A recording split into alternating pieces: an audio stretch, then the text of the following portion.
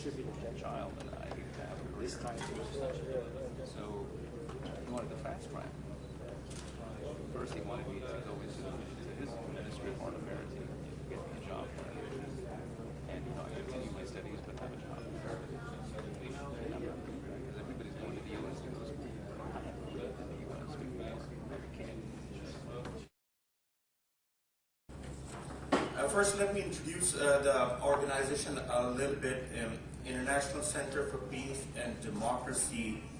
It strives for a society in South Asia where peace and democracy could be given a chance, and the political and socioeconomic issues of the region could be solved through dialogue and peaceful discourse.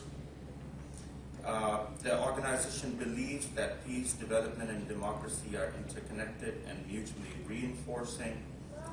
The session that we have today, I would like to ask the honorable speakers to please come on the stage. The first speaker that we have here today is Honorable Mr. Bob Ray. Mr. Bob Ray, are you?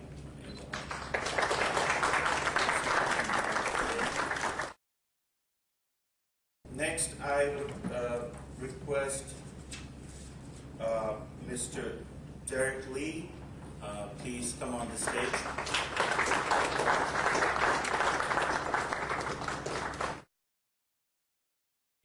Mr. Derek Lee, he was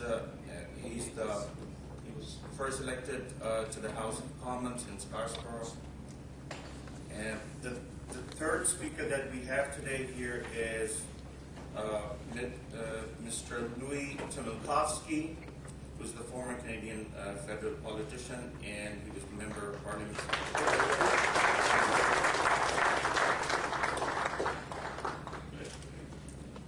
And in the last, I would request Mr. Dr. Zafar Baloch, who is president of Baloch Human Rights Council, to please come to the stage.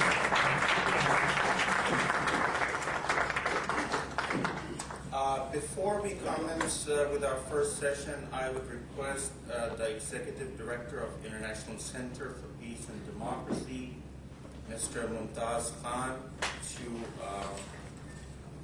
please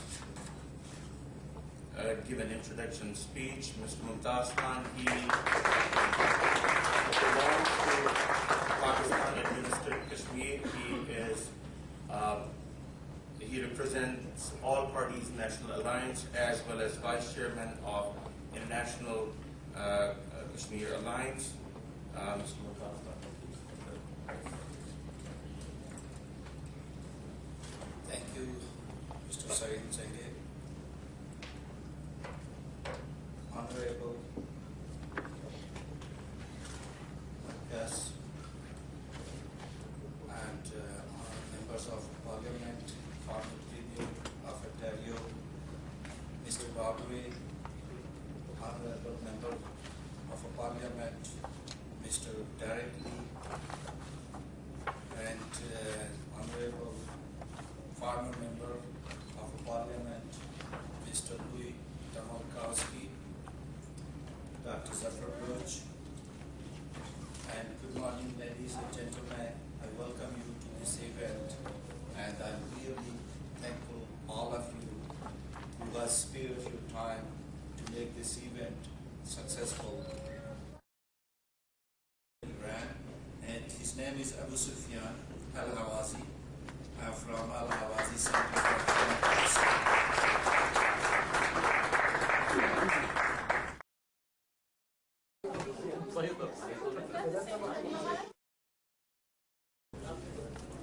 Assalamu alaikum. Hi, ladies and gentlemen. I thank you, everyone. And a special thanks to the International Center for Peace and Democracy, so-called ICF-PD, which invited the Ahwazi Center for Human Rights. I have some information about the situation in Al-Ahwaz Al-Arabiya. Although we We introduced the Ahwazi nation for many times before, but still we will fight and until we get our fully rights. احوازي Center for Human Rights. المركز الاحوازي لحقوق الانسان. Do you know الاحواز? We had land by the name of Al-Ahwaz, Al-Sus, and Nisan, the Arab land as called by Iranians. The last ruler of Al-Ahwaz was named Prince Khaz'al al-Ka'bi in year 1861 to 1936, who struggled and tried to keep his country self-governed, even though his neighbors, big countries such as Iran and the Ottomans, but the scales of interest has changed.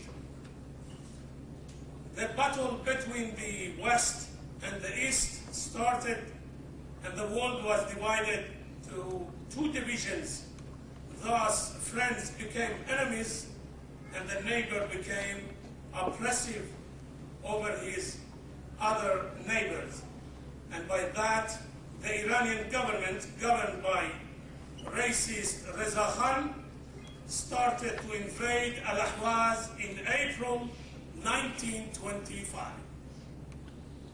In special international and local circumstances, he entered with force and aggression and occupied our homeland, Al-Ahwaz.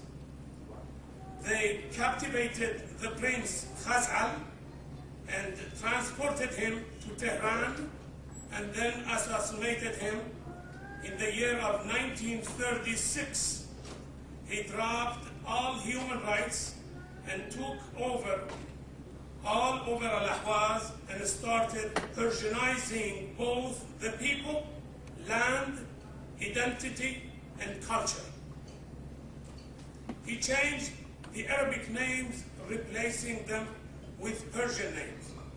And that did not just include city and country names, but also humans, where Ahwazians were given a list of names and had limits to which names to choose for their newborn children.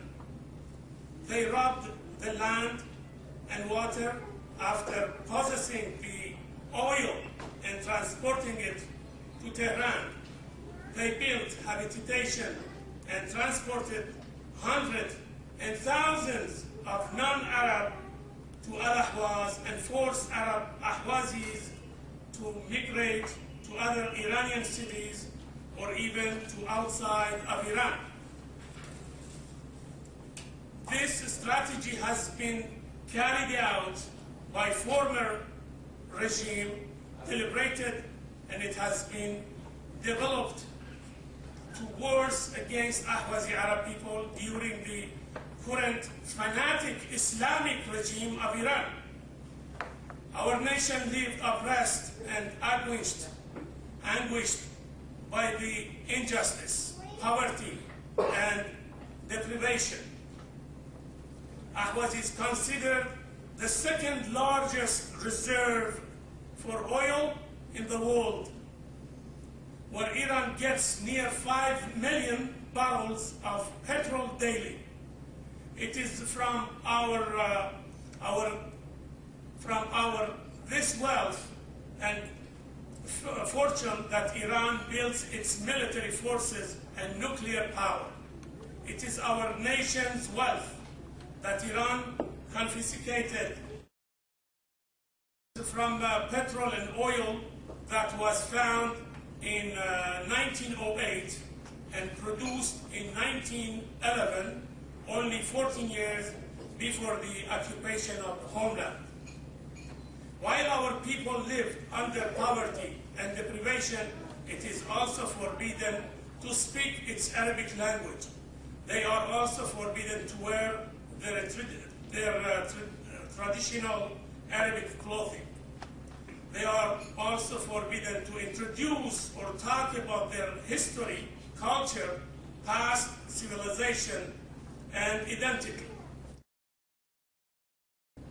Most charges against most Arab activities include those who are struggling for self-determination and independence of al-Ahwaz. Is one of the most oil-rich regions in the world and represents up to 90%, you don't believe it, 90% of Iranian income comes from al-Ahwaz. From anyone. On the 15th of April 2005, all the Ahwazians protested and went to the street, screaming and shouting for their human rights, seeking justice and demanding to retrieve their rights, which will allow them to live just like anyone or other nations, to talk with their mother language, to decide their own destiny, to be free, to be able to choose life and the way to live in self-determination. That's what the Ahwazian asked for. Yet the Ahwazian went to the street to scream that they will not die. They are still living, although as prisoners, they wanted the Iranian authorities to know that their aggression, occupation, and assassinations did not and will not do them any good. So they should get out and let the Ahwazian live, just like anyone else on earth. What was the payback? It was brutal and harsh. Mass detentions, capture of children and women, and killing old and young men, while burning others. In addition, several were put in nylon bags and thrown in rivers to die. Maximum brutality was clearly shown in the ugly executions of men in the middle of the street after claiming false accusation for them in order to frighten the Ahwazian people. Also, protesters were falsely accused of traitors working for British or United States. We ask the international law and the free world to free the politician prisoners. We ask you to obligate Iran to stem the determining of destiny about the Ahwazian people by themselves according to the international laws. That's what our people are asking the whole world for. They are seeking freedom, justice, and equality. They are asking to be masters of their own land and to have the right to decide their own destiny. We are calling upon all the free nations of the world. Is there any answer? Is there anyone to answer? So, we are not Persians, we are Ahwazian Arabs. Thank you very much for everyone.